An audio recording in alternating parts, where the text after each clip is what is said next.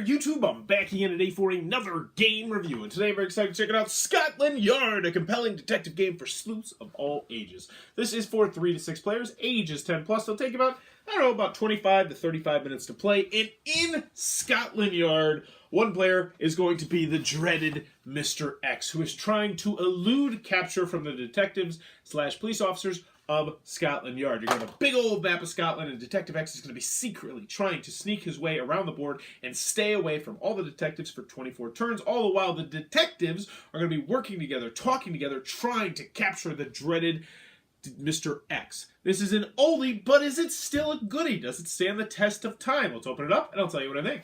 Alrighty then, we're going to take a look at what you're going to get inside of Scotland Yard.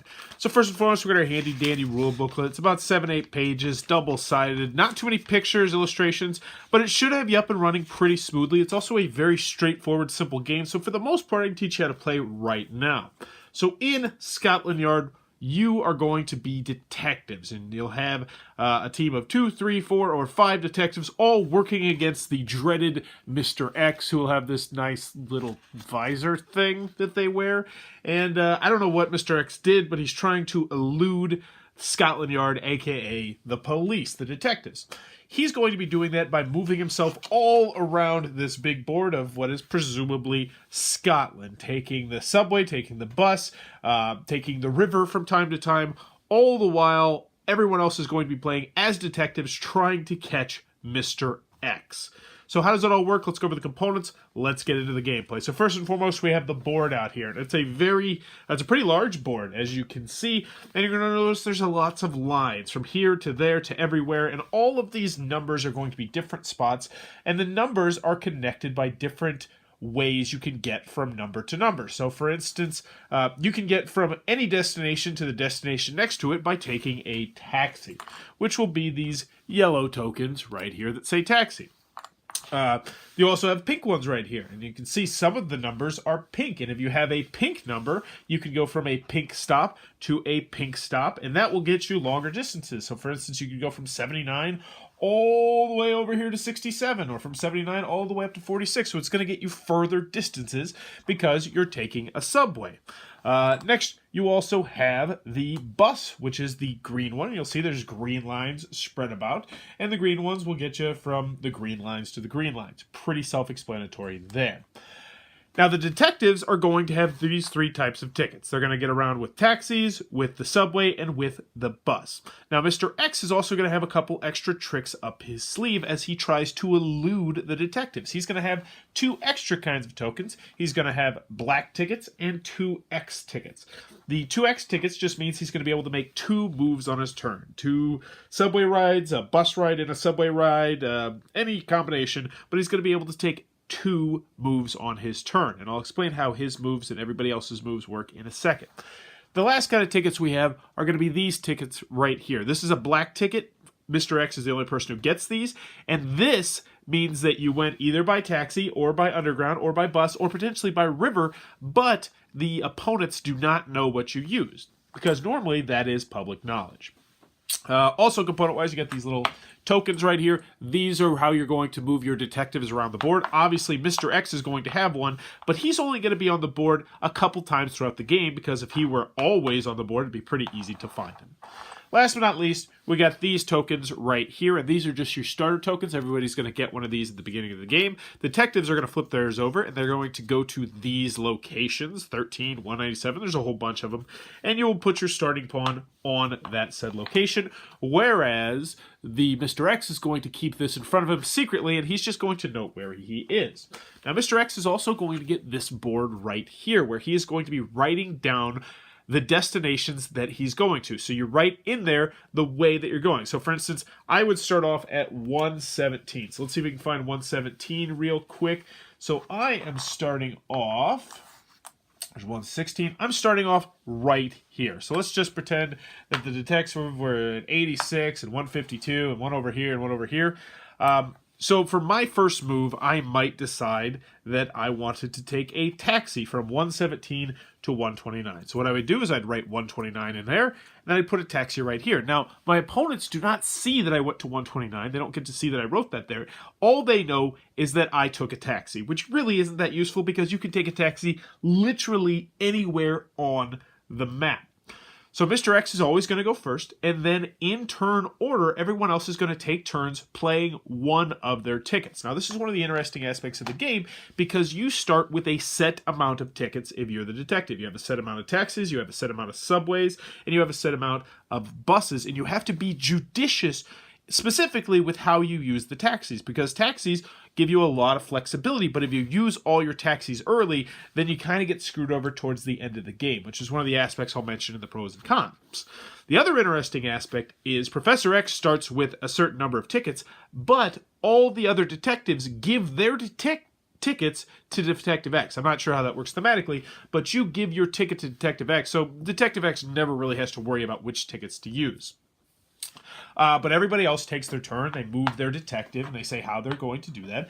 And then Detective X would go once again. And so let's see. I was at 117. I went to 129. I might take another taxi, and I might go to 135. So I would take yet another taxi token. And this is a good time to mention this game actually has a really nice box insert, which I neglect to use. So they would write 135 on that second slot, and boom, they would slide another taxi token there. So now all the detectives know I have taken 2 taxis. So then everybody else takes their turn. Once again, it gets back to Detective X, and you'll notice that the spots 3, 8, 13, 18, and 24 are different on Detective X's thing. They have a circle, and they're also this shape instead of just a circle. They're kind of like an oval. That's because on those moves, Detective X's pawn appears on the board. So let's see, where was I? I was 135. For this example, I would probably take a bus down to 143. So I'd say, all right, I'm using a bus token, but I'd write down 143, and then I put my piece onto, actually I'd go to 128, excuse me, because that's where the bus goes to. I put that there, and now for one turn, everybody knows where I am. So they're just kind of like, maybe somebody's all the way up here, and they're like, oh, we need to start going that way. So I think it's 1, 2, 3, 4, 5 times throughout the game, Professor X is going to pop up his head.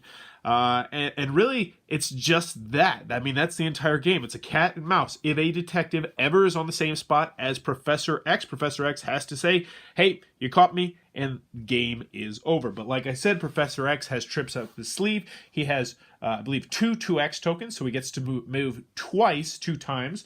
And for instance, one really powerful strategy is to use a 2X when you get to one of these circle numbers and say, all right, I'm taking my 8th turn, and I'm right here, but then I'm also taking my 9th turn, and I'm using a black ticket. So you, at that point, they have no idea where you are. They have a couple guesses, but still, it's going to be harder to figure out. Likewise, the black tickets, the other cool things black tickets can do are they can go travel the river. You can see these really thin black lines. I'm not a fan of how thin these lines are, but you can travel from 115 to 157 or from 157 to 194, and Detective X is the only person who can do the river travel. But in the end, if Detective X can go 24 turns without getting caught, then he will win the game, and if he gets caught, all the detectives win the game together. And that, in a nutshell, is how you're going to play Scotland Yard.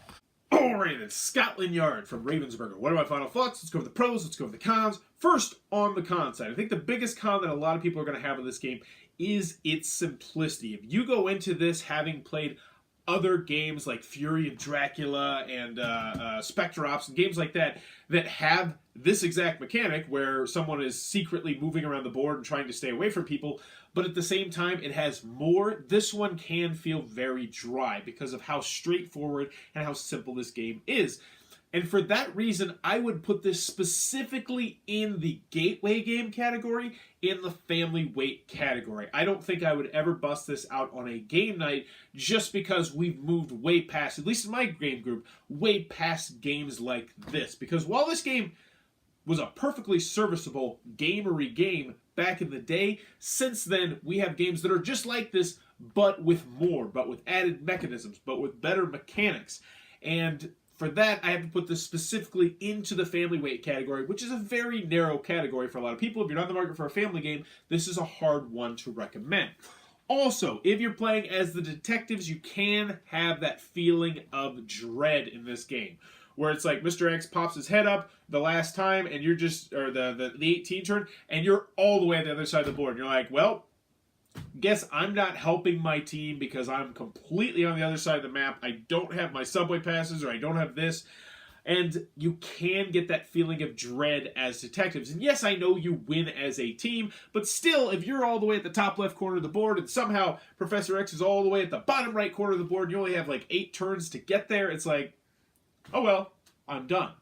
Also, that's another thing that especially the kids in my class had issues with. You have to be judicious with how you use some of your tickets. If you blow through all of your taxi tickets and you are stuck on a spot that is taxis only, then it's just game over for you. You can't move. And that's not fun for anybody. Well, I mean, it is fun for Mr. X because that's one less detective on his heels. But at the same time, I did have that happen both times I played this in my classroom, where the kids did not use, at least one kid did not use their taxi tickets. They used their taxi tickets too often, and they ran out of the other types of tickets, which is a little bit of a bummer. Any other cons that I have with the game? You know, I worry about the balance at 4 players. That's the player count that worries me the most, because when you play 3 players, then each detective actually controls 2 different people, which is okay. You know, I'm not the biggest fan of it, but it's not a deal breaker for the game. But that's 4 detectives versus 1 Professor X. When you play 5 players, there's 4 detectives versus Professor X. When you play 6 players, there's 5 detectives versus Professor X. And I do worry slightly about the balance at 6 players, because then I think it's just a tidbit too easy for the detectives, because I used to play the snot out of this game. Whereas when you hit 4 players, it's 3 detectives versus Professor X, and that's really difficult and really favors Professor X. So I would say the best way, in my personal opinion, to play this is 3 players and 5 players, whereas 4 players and 6 players are just slightly unbalanced. I wish there were ways that you could balance that a little bit better. But if you're looking at this as a family game, that is a moot point, because moving on to the pros, Scotland Yard is still a perfectly serviceable and a very enjoyable family game. It's easy to learn, it's easy to teach, it has a really fun cooperative aspect of the game where it's like, oh, we're working against this one person and we're trying to find them. And kids really love being Professor X. One last con I have in this game is that Professor X has to be an honest person, because Professor X can easily lie about certain things and not get caught. And that's, I mean, obviously you want to play this with people who you think are going to be telling the truth. But continuing on with the pros, this is still a fun family weight game. I'm still going to keep this game in my classroom because the kids that I played it with really enjoyed the game. I did bust it out on the game night. It did not go over nearly as well as I was hoping it to. So I'm not going to keep it for that aspect, but I'm going to keep this in my classroom. I'm going to play this with my son when he gets a little bit older, but that's about it. Eventually, if I stop teaching and when my kids get older, this one will leave my collection. This is not one that's going to be an insta-lock to stay in my collection for years and years and years and years and years. This is one that as soon as I stop playing games with kids aged 10 to 14 years old, it's probably going to go out of my collection. But if you do, if your kids are that age range, Scotland Yard is not a bad one to play. Also, I have not played this as a gateway game, but as a gateway game, I could see this going over very well as well, because the rules are very simple, and even if detectives have issues and they're kind of like having questions, you work together. So that's the beauty of cooperative games, that they're a lot easier to teach because you have people who have mutual interests as you, and they're like, all right, you might want to consider doing this or that to help them out. Not alpha gaming them necessarily, but kind of alpha gaming them. So that is Scotland Yard, one that I long-windedly have pretty much told you I recommend as a family game and maybe a gateway game, but that's about it. If you enjoyed this review, please be sure to click on that subscribe button down below in the comments below. Let me know. Scotland Yard, have you played it recently? Because I know this one was really big in, I think, the 80s and 90s, but it's kind of just tapered down in popularity as more games like this have come along and added more mechanisms. But Scotland Yard, have you played it recently? What are your thoughts on it now after playing games that are meatier than this but are the same style? Let me know in the comments below. And as always, thanks for your time, YouTube.